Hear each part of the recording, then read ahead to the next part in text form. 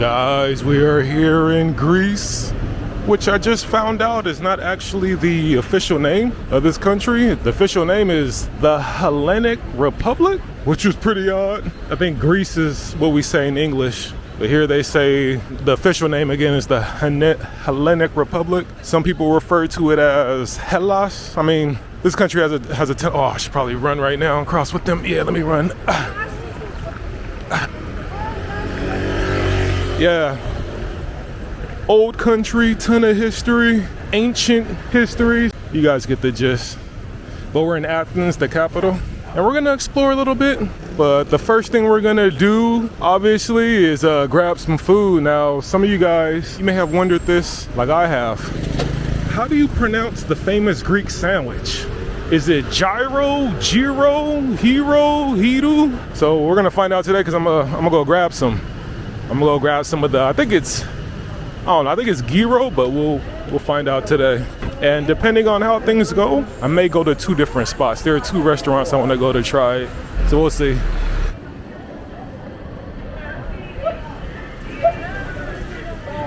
Okay, I think we're good. I think it's right here. Oh yeah, okay, it's not busy. And I think it's pronounced, I think he said gyro. I think that's how he said. I think that's how he said it, gyro, but here we go.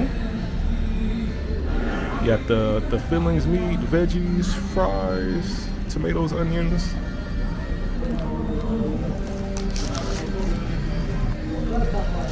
I think this is aioli sauce.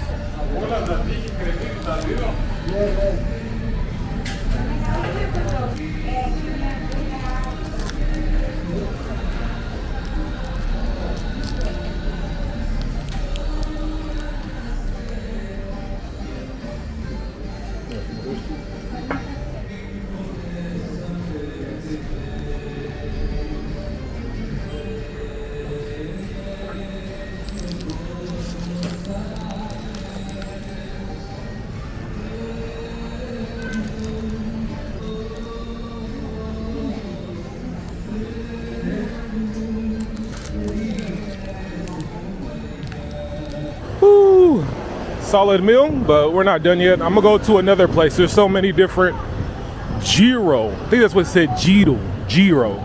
And somebody else in there said the same thing, gyro. So that's how you pronounce it. It's not gyro. The H isn't silent. I mean, the G isn't silent. I'm talking to you Spanish speaking folks out there. It's not hito. It's Gito. But we're gonna try another spot. Whipping up the food on the left. And I like the restaurant read my mind. Useful words in Greek. So it's been pretty difficult for me to say thank you. So hello is yasu. That's pretty easy. But then where's thank you? It's like efaristo. But you have to say it a certain way. Like the R is like a Spanish R, efaristo or something like that. Yeah, Greek is a wild language. I've been listening to it. I'm like, oh man, this sounds crazy. Also, one of the ladies here, I think at the other place they said gyro. Here they said Guido. They said it differently. I don't know. I don't know how to say it. Bam. We got another Guido. And then I didn't get the Greek salad. They didn't have a small version, so I just got like a tomato, cucumbers with some herbs and spices on top. And let's check this one out.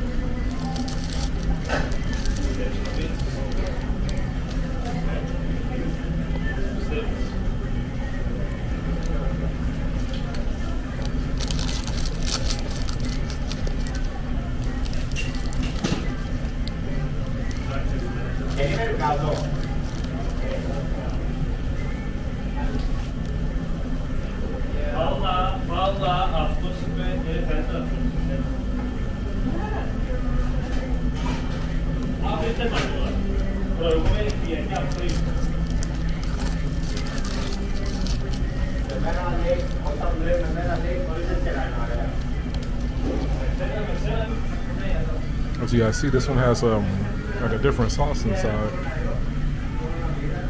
I don't know what it is, but it tastes like Chick-fil-A sauce. Yeah, it's hidden, guys.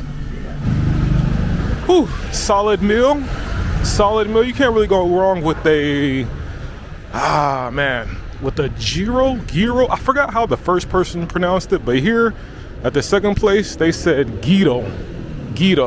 I think that's how the first spot I went to, I think that's how they pronounce it as well. I don't remember, but I feel like everyone's pronouncing it differently. But either way, solid meal. Both gyros were good. Just depends on what you're looking for. The first one to me seemed more like a classic, not really fancy or anything like that. The second one seemed more, it had like the Chick-fil-A sauce and some other stuff. Seemed a little, not more bougie, but just more, just different. But either way, solid meal. And we're gonna start exploring now. But first, let me point out that when it comes to Southern Europe, they had a large influence on the world. You guys may have heard of the West, Western civilization, Western world. I hear different definitions. Some people say, the West or the Western world is Europe. Some people say, nah, it's Western Europe, mainly from the Western Roman Empire. Whatever definition you guys choose, just know that Southern Europe, specifically Greece and the Romans, which is in today Italy, Southern European country, had a ton of influence. For example, Greece is credited with originating democracy. Matter of fact, this city is supposedly where it originated. Here in Athens, democracy, where people are able to vote. Although I think back in the day, women weren't able to vote, but you guys get the gist. Also, when it comes to philosophy, I'm sure you guys are all familiar with Greek philosophy. For example, like Stoicism. Famous philosophers like Socrates, Aristotle, Plato. Yeah, they all Greek philosophers. And here in Europe, you'll notice they love, adore graffiti, street art.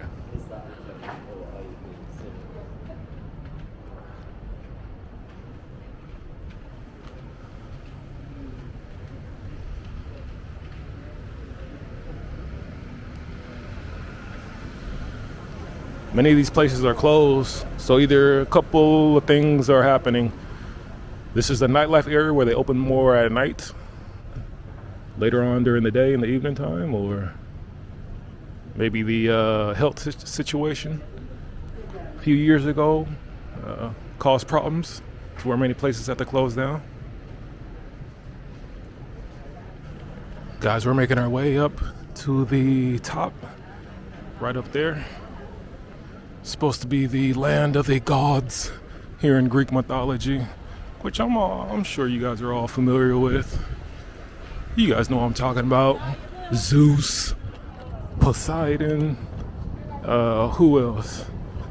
Other deities like Hercules, Medusa. This city was named after one. I think Athena is her name. Another god. Am I missing some people? Nike, which is the goddess of victory, and yes, the brand Nike is named after her. So to all the Andrew Tate, red pill, quote unquote misogynists, at least that's what they call you guys, if you're rocking any Nike, you're rocking a brand that represents a goddess, a female ruler. So just to let you guys know, to all the Andrew Tate, quote unquote misogynist red pillars out there. Nike, if you got on Nike, you seem a little hypocritical with your goddess ruler attire on. Oh, oof. Very little shade. Unless you pay for it on the right side, but very little shade.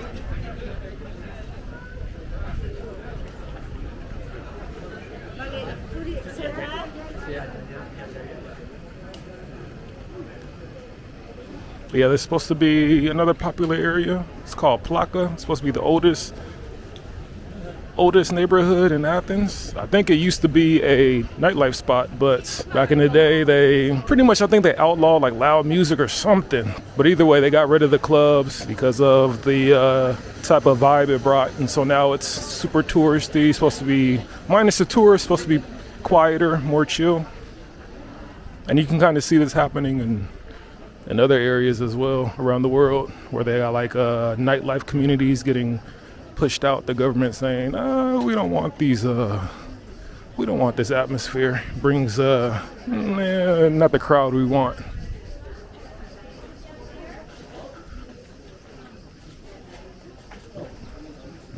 All right, this is where we're headed to, guys.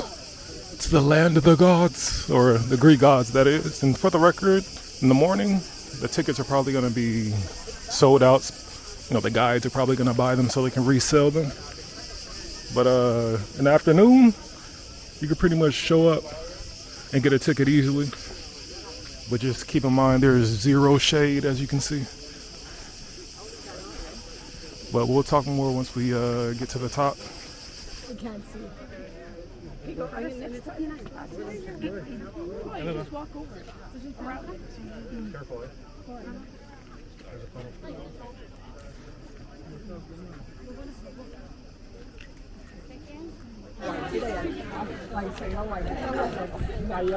You have the view in the back.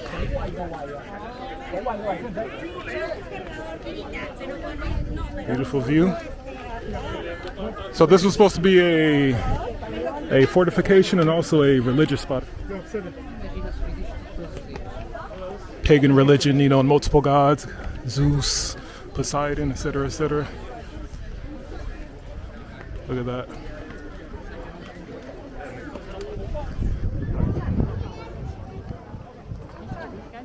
Whew, and I'm breathing hard because walking up a hill, guys. But one thing that's pretty interesting to find out is, well, as you guys know, when one group conquers another, they usually tear down their history and implement their own. The conquering group usually does that, but in the case of Greece, that didn't happen. When the Romans conquered Greece, they actually adored, respected, and were infatuated with Greek culture. So much so that instead of tearing it down or removing it, they incorporated it into their own culture. That's why some of you guys, you may know that Latin, or specifically Vulgar Latin, was the official language of the Roman Empire. Can you guys guess what the second most popular language was after Latin?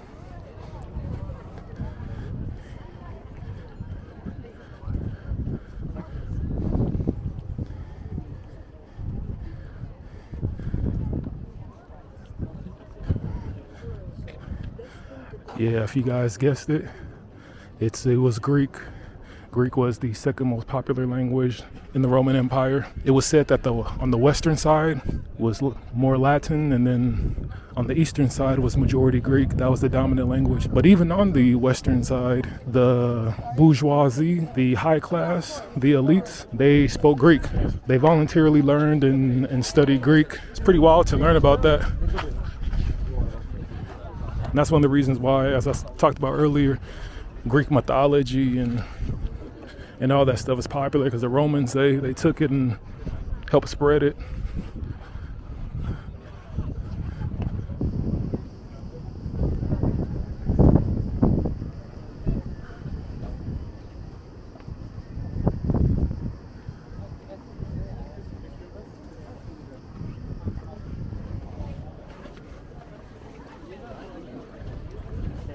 We're here.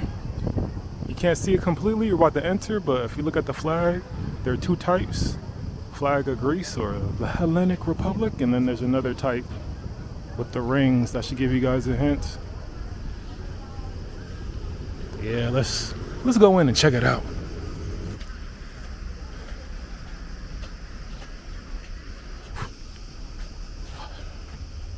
Oh, these are small steps.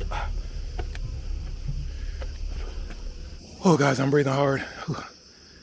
Don't mind me. Just turn off the volume if you don't like me breathing. But yes, we're at a stadium, guys. If you notice the flags, you saw the rings, the Olympic rings. You got Olympic rings right over there. Said that Olympics originated here in Greece. And I believe, if I'm not mistaken, you guys let me know, this is the stadium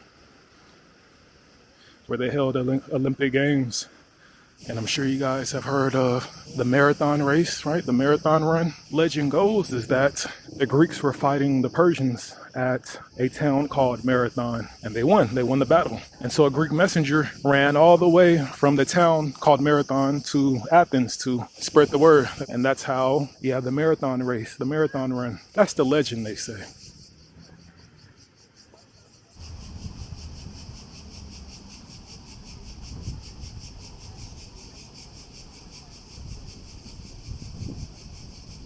You know, when it comes to Europe, just like other parts of the world, they have their divisions, right? Western Europe, in my opinion, is known for the money. Eastern Europe is known for the honey. You got Northern Europe compared to Southern Europe. Northern Europe, I would say, is probably known for being richer. Southern Europe is probably known for being not as rich, if you know what I mean, poor or whatever, but a lot of history out here in Southern Europe.